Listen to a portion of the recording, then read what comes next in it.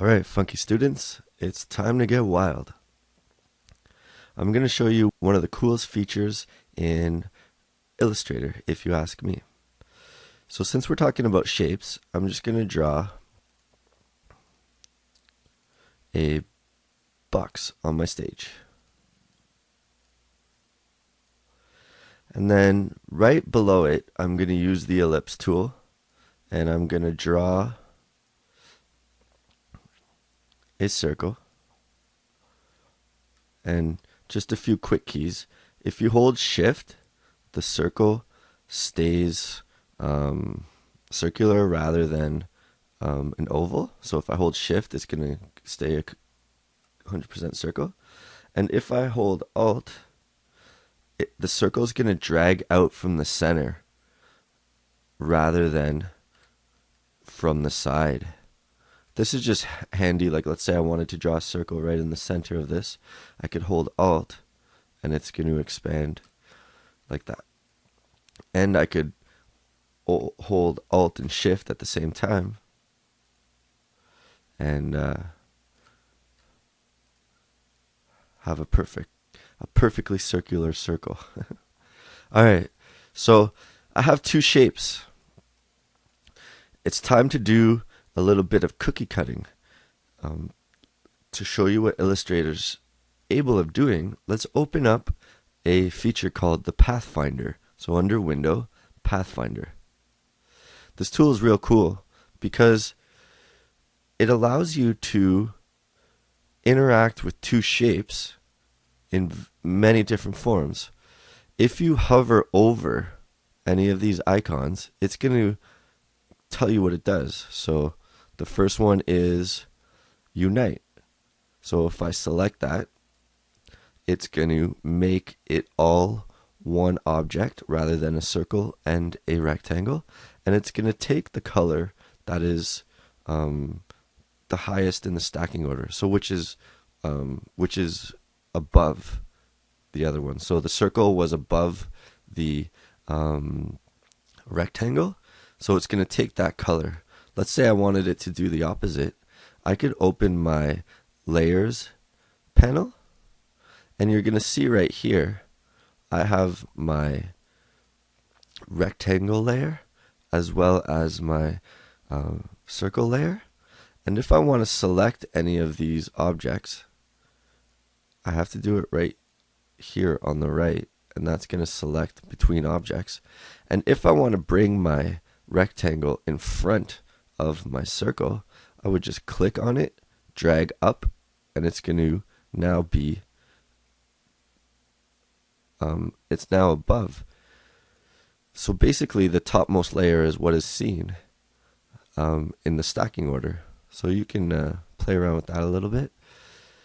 So if I select both objects, and let's say I hit Unite, let's say I hit the next one. Let's see, oops, I got to select both objects. Now I'm going to select minus front.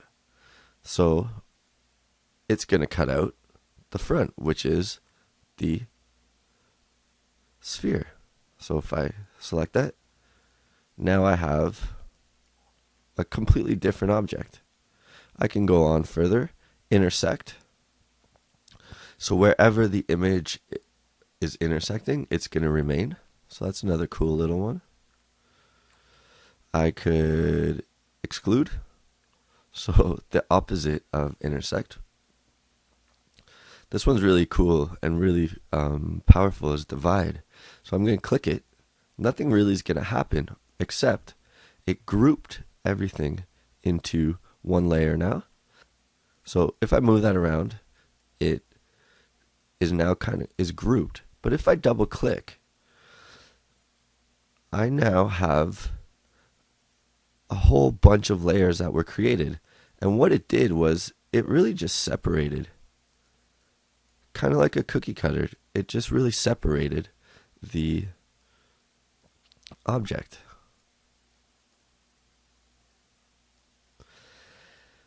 And if you look here, I'm in a different view. I'm not in my main panel because this would be grouped.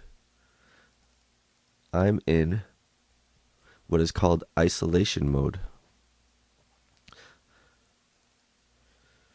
So let's look at another example of the Pathfinder tool. I use this for a client. I made a logo for him in under 3 minutes. And he's happy, I'm happy, and that's the most important. So I'm just going to pick another font for my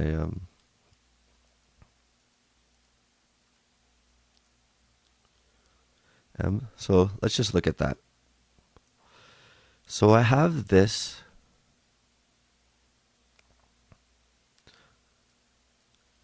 letter, which is not vector right now, and I'm just going to draw an oval. Oops. I still had my letter selected. I'm just going to draw an oval.